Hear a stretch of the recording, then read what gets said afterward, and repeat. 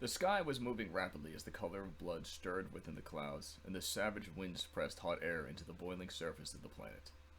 Trees, seen in the distance, curled their forms back down to the earth and buried their canopies in the mudding surface below as they tried to escape the howling screeches of the oncoming swarm. I stood overlooking the world.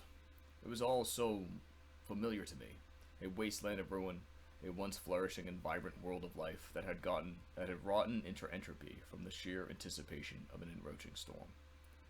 I had seen many of these places before, and the creatures that lurked in these lands were no strangers to me. I reached down to grab my necklace and saw the swirling energies within the gem.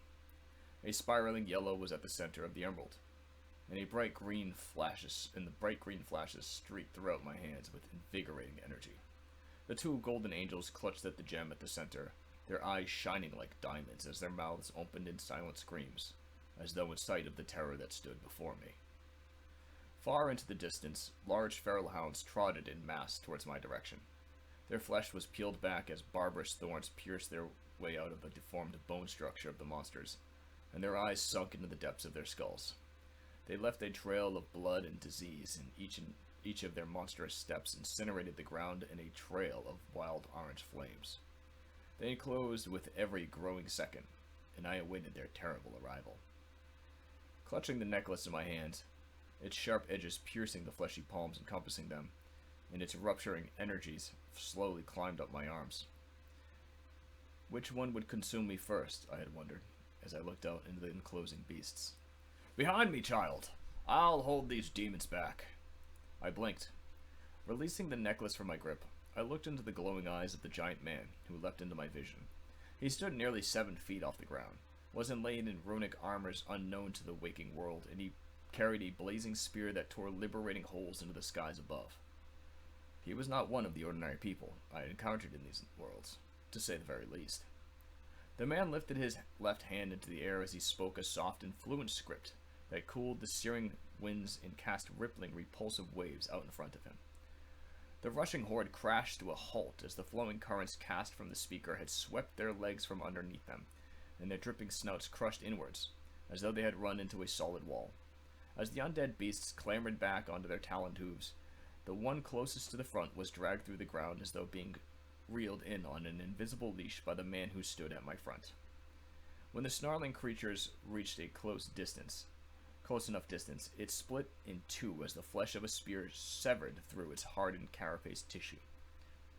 I watched without motion as the man before me leapt into the air with a grace unforeseen in this plane of existence, and then proceeded to dismember each and every one of the foul creatures of the underworld, with a profound and practiced ease.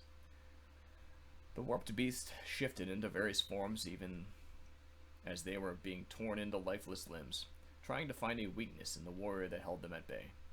Even their barbed hides were not feared by the warriors as he lifted one by its bulging spine and then jabbed a sharp, glittering blade through its hateful form. The dark waste-colored blood that poured from their wounds leaked a fouling scent that stunk far worse than death, and it burned through the glittering steel that protected the warrior.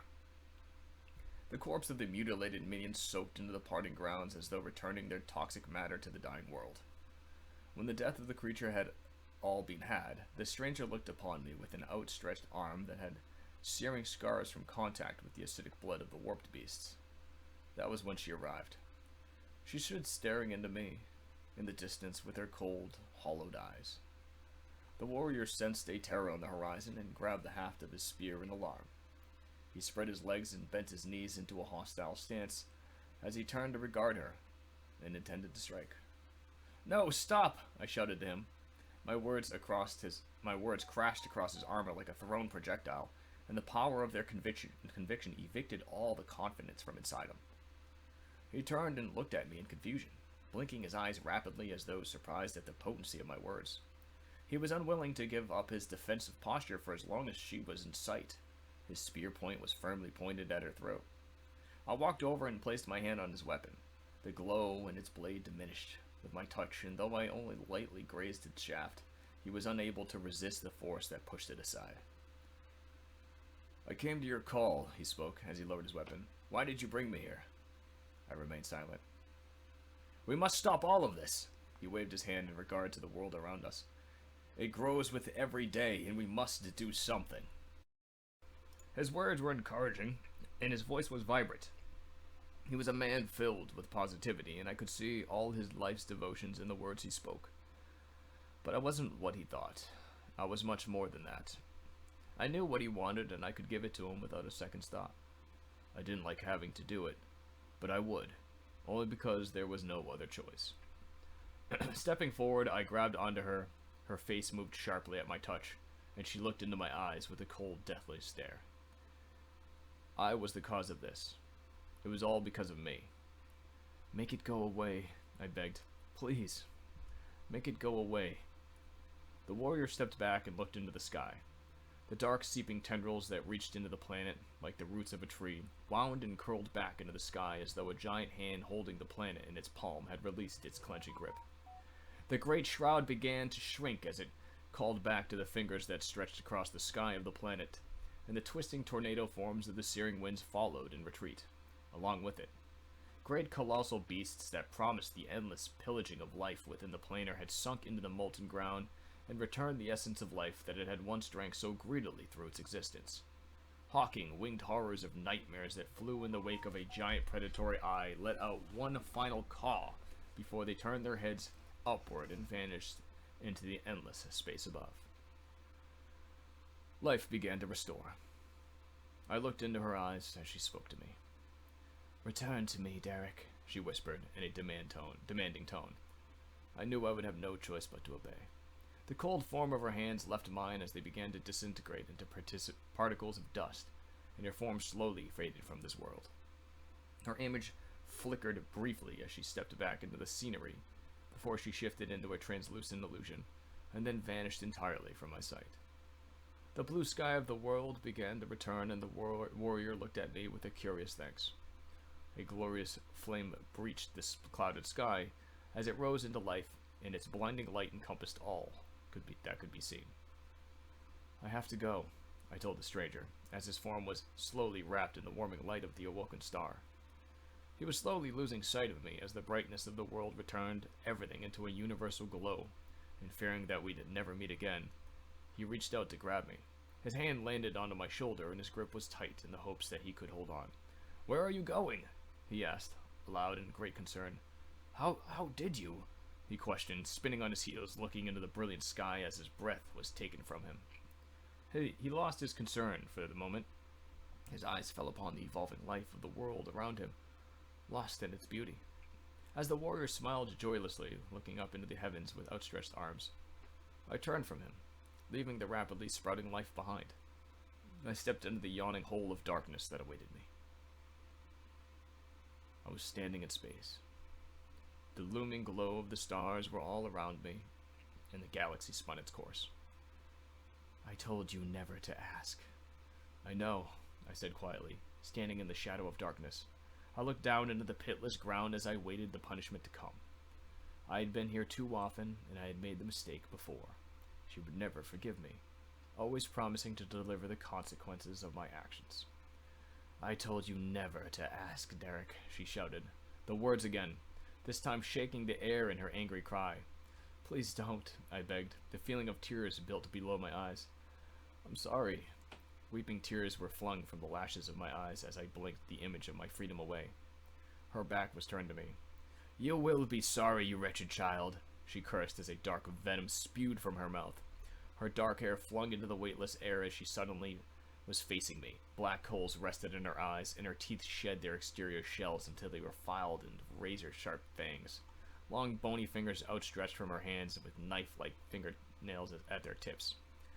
I grabbed onto my knees and curled into a ball, anticipating the pain to come. I tried to bury my face into my arms, but I couldn't resist looking. She just stared at me in hatred, savoring the suffering I endured and waiting for her retaliation. She lunged at me. "No, Mom!" I yelled, jumping back as far as I could, before her form shattered into glass but a few steps from reaching me. A large crack of turbulence shifted the stars violently, and I felt like I was falling. The galaxy was stripped from me, and I was brought to a world deep within.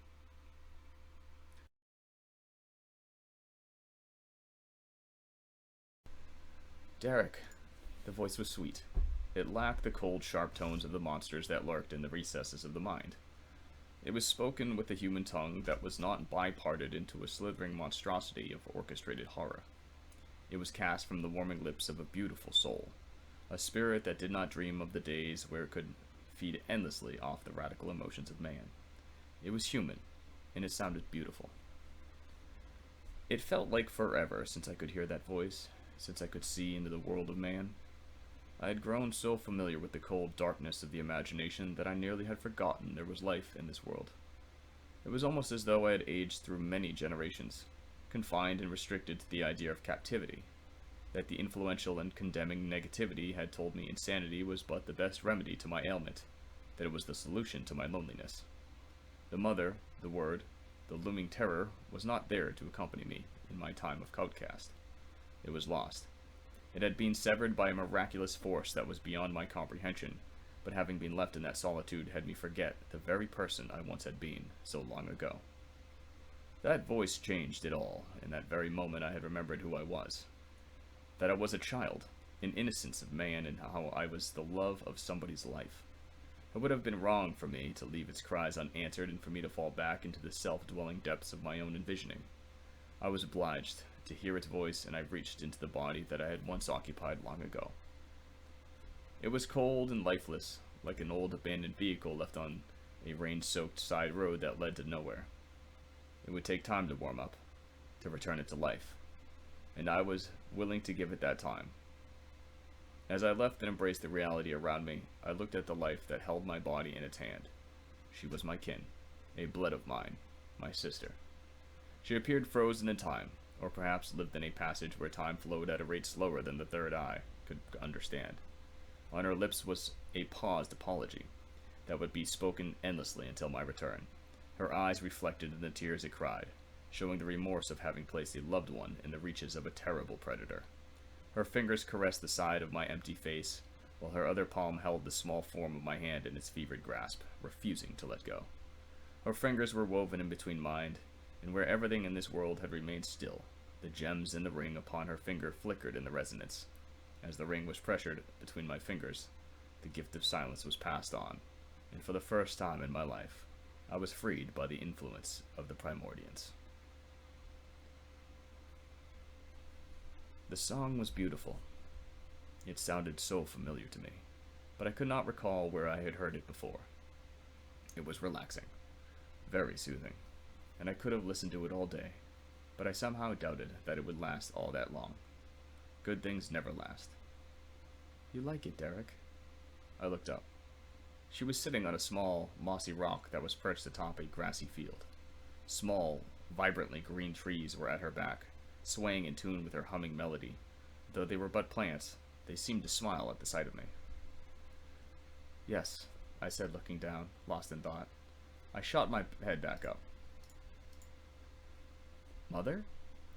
Uh-huh, she spoke quietly before she began humming the tune again. Come, sit with me. I walked across the grassy field. The ground had a bounce to it, making every step effortlessly, and the thick, healthy strands of grass parted before me, never leaving their sturdy forms to be crushed underneath my feet.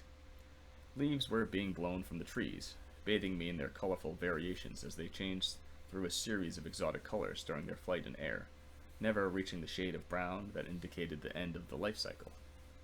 The branch in which they fell from produced a new and healthy leaf to take the place of the fallen, the very instant the others had taken off. It was an endless flow of life.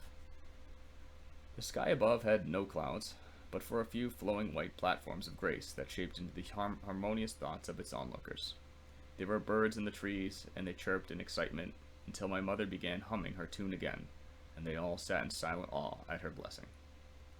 I used to sing this to you, you know, when I had you in the womb. She wasn't how I remembered. She was beautiful. The flow in her hair was bountiful, and the orange hue of her face was warming. A welcoming smile was revealed as I grew closer, and she held on to me, bringing me to her chest and wrapping her arms around me as she rocked in tune with her humming. She had the necklace. I looked down at my own, the pair of angels mimicking the tune my mother was singing, with their mouth open and their diamond eyes shining. They held the enchanted green stone at the center, where the maelstrom had laid dormant in the moment. I gave that to you, you know. I knew you would need it. You're my dreamer, after all, she said as she kissed the top of my head. That was to be your guiding beacon. I grabbed onto her closest hand that was busy holding me to her. The ring was on her finger, and I lifted it into the air. What about this? I asked. That one, she smiled, looked up in memory. I gave that to your sister before you were born. I told her she'd need it to deal with you. I told her to never take it off. She wasn't as gifted as you, Derek. It was for her own protection. I couldn't have you getting your way with everything. Your sister is there to play the role that I had never got to. I could feel my mother's emotion, but she did not have the regret I had expected. All I could feel was pride for what I had become and the happiness that knew I was still there. There was no sign of remorse from what had happened to her, or from her decisions in life. It was the feeling one had when everything goes to plan, which rarely happens to any of us. You're gifted, Derek, but with every gift comes responsibility, and there will always be something that will want to exploit that place of power. She lifted my eyes to her own, and you must never let it in. I looked down again, placing my head against her chest as she returned to her humming. I wanted to be in her warmth forever. I didn't want to leave again. So what if I had a gift? This was all I needed. I didn't care for anything else.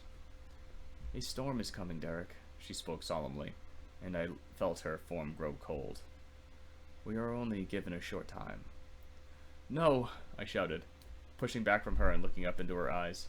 The trees jumped back in my alarm and the wind went silent at my words. I would not let this moment go. I would fight it in any way I could. Shh, my baby. She placed her hand onto my lips. We will meet again. But for now, I need you to be Derek for me. Your sister needs her little brother, and the world needs its hero. She gave me one final kiss. Goodbye, Derek. And then the storm began to roll in.